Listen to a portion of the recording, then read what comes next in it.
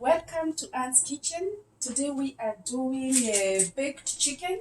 So I have 2 pieces of chicken breast and I'm gonna remove them from the Ziploc bag, and I want to marinate for quite some time, probably 30 minutes. Because they have been in the refrigerator, I want to wash, the cellar, and so that it can be clean. So I place them there, and I don't like fat. So what I'm gonna do, I'm gonna remove the fat that I can see on the side of my chicken breast, and I will throw it away so that my chicken breast doesn't have fat. So I like to buy large pieces so that I can divide them into two, so that they can last me like 4 dinners. So the first thing I want to do is to sprinkle salt. This is garlic salt. So this is what I want to do as the first thing. And because I want it to soak, I will sprinkle on both sides. This is garlic salt, so it has some garlic. And then I will cut lemon. So I have my lemon here, and I want to squeeze the juice. Remember, we are marinating the chicken. So I will cut this lemon and I will squeeze the juice in my chicken, and make sure I have enough juice. You can remove the seeds. You don't want the seeds in your chicken, so you can remove it. So you make sure your chicken is, soaked in lemon juice. And then, of course, you wash your hands. You have a clean, dry cloth here. And then I will add some pepper. This is ground black pepper, which I will add. I really love pepper. So I'm going to add my pepper into my chicken. I put a lot because I love a lot. So if you want to add more spices like paprika, you can do. If you want to add ginger, you can do. I love ginger, so I will add ginger into my chicken. So I use a small spoon and add some ginger into my chicken. So we are looking for that perfect taste. We just don't want to cook chicken that is so plain. So you make sure the ingredients are mixed well, both sides. Keep turning your chicken until all the ingredients are mixed together. Okay? And then I'm gonna leave this chicken right there so that it can marinate for about 30 minutes. And then after I am done with the marination, I will do the final thing, which is to add some mayo.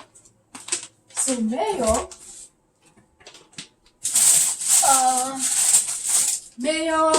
or mayonnaise is supposed to be smeared on top of your chicken.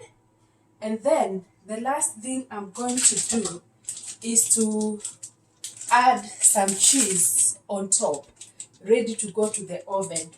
So I think I can do the mayo right now. And then I will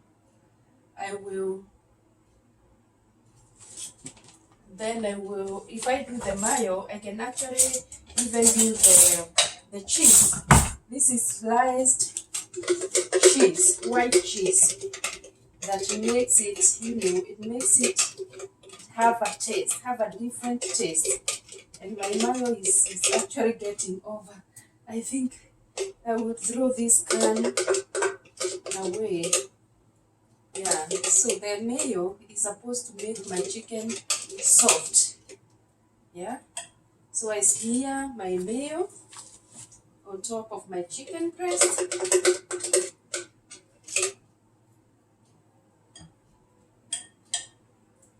This is preparation, so I'm just showing you how I do it.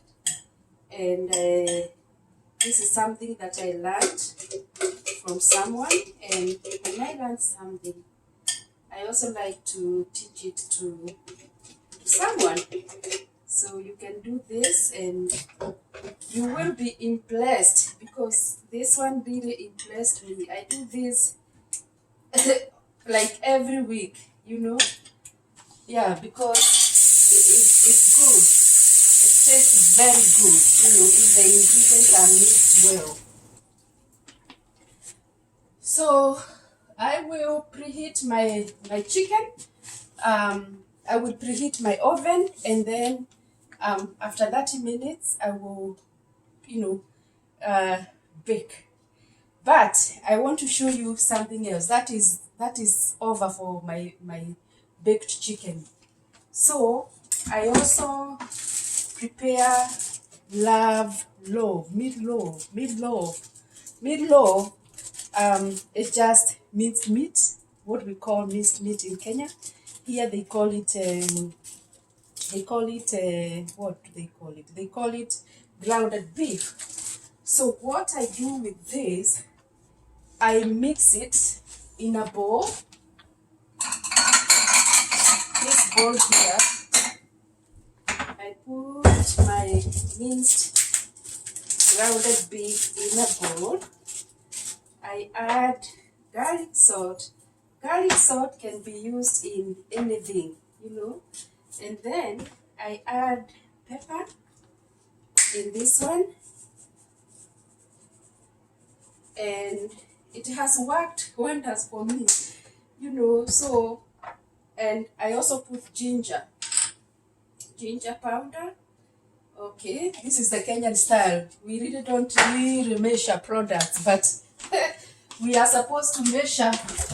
So I'm gonna put an egg just to make sure that the minced meat comes together. So 1 egg, and for a better taste, I usually add garlic, like garlic, and I have this type of garlic that I buy ready in the malls, so I will just squeeze a bit of it, and it really makes my meatloaf very tasty. And I will also cut some onions, and that will be it for my meatloaf. So what I do with meatloaf, I also bake it. So as the chicken is being baked, I do it together with my meatloaf together.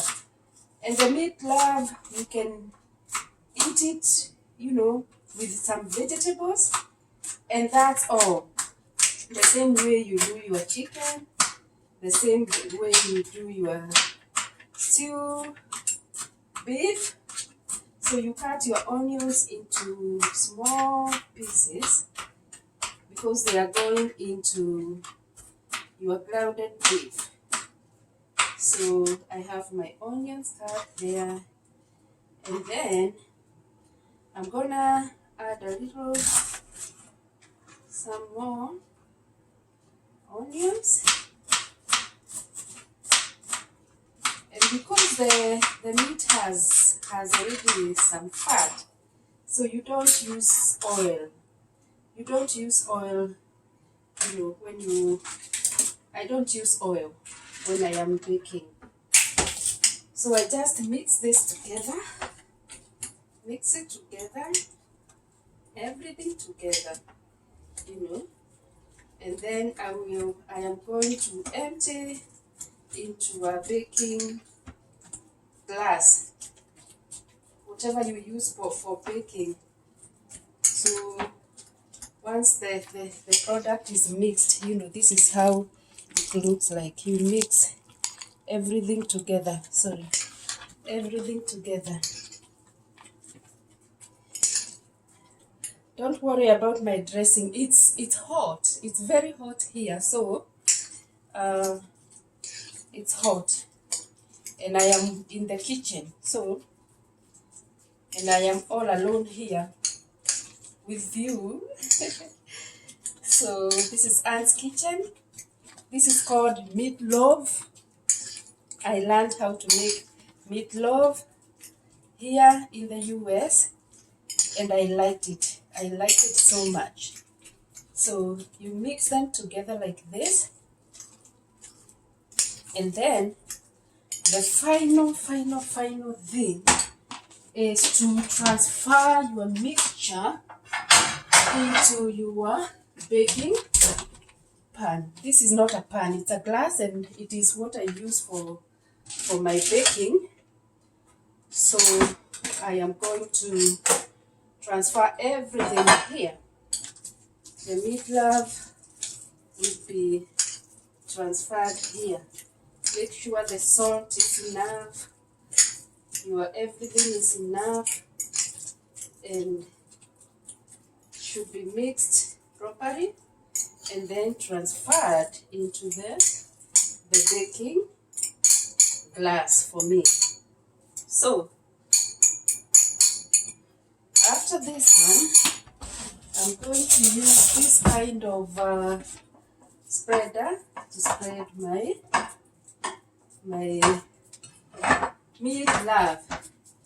It's gonna be thin. I don't do so much. I just do something that is going to last me for 3 dinners, because I don't like refrigerating cooked food, like putting it in the freezer.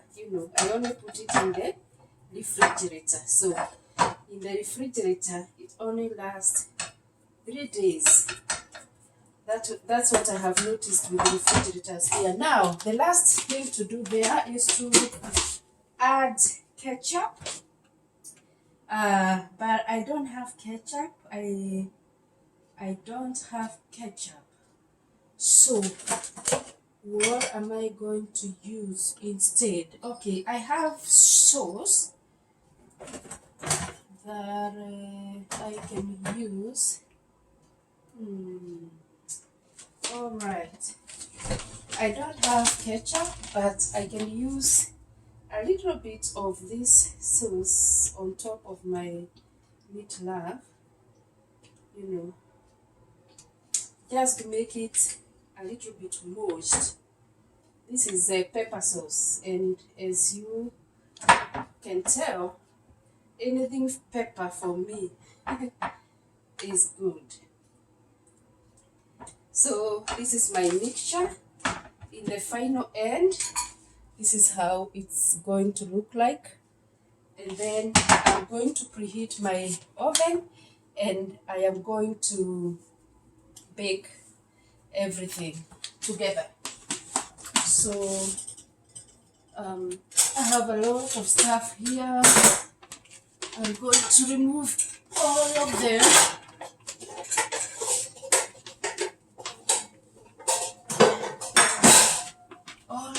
I'm going to remove all of them, put them aside. here in the oven, and then I have a baking tray. This one I will use to place my chicken. So I want to use a parchment paper.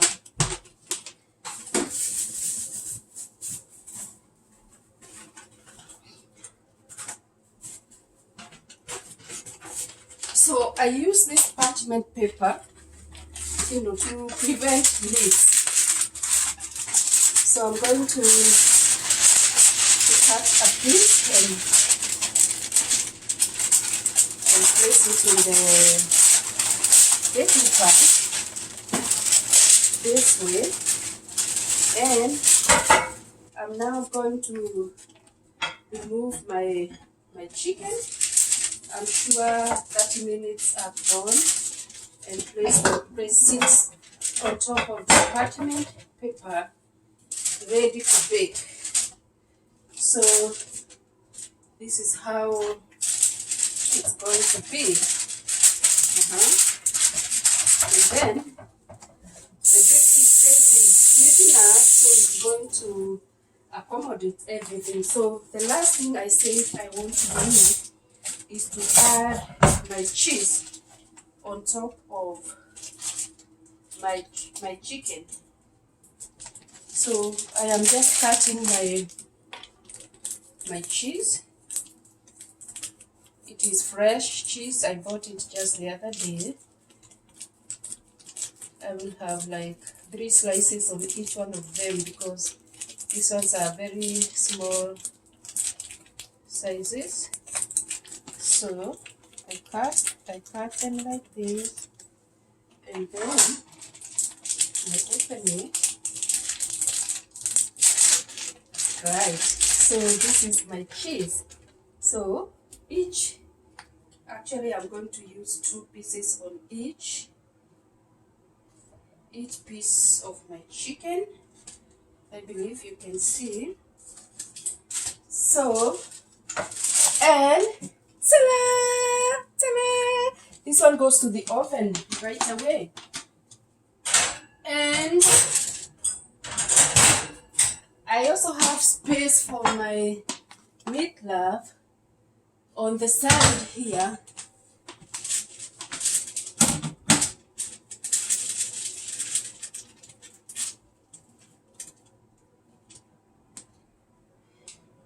So my meatloaf goes there on the side. And then I close the oven, wash my hands, and then start the oven. So we start by bake. We want it to be at least 400. So we're gonna add some,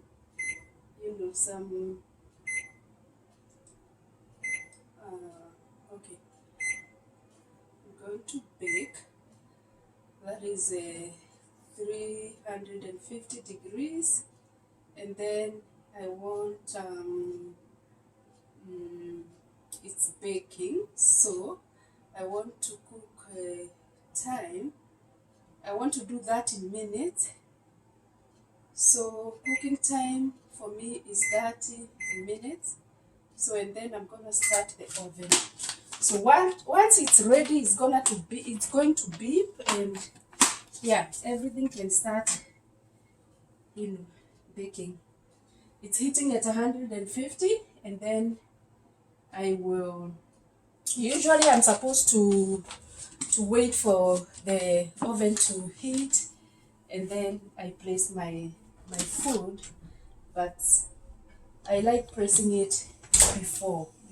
We all have different ways of doing different things, because I don't want to come here and add more minutes.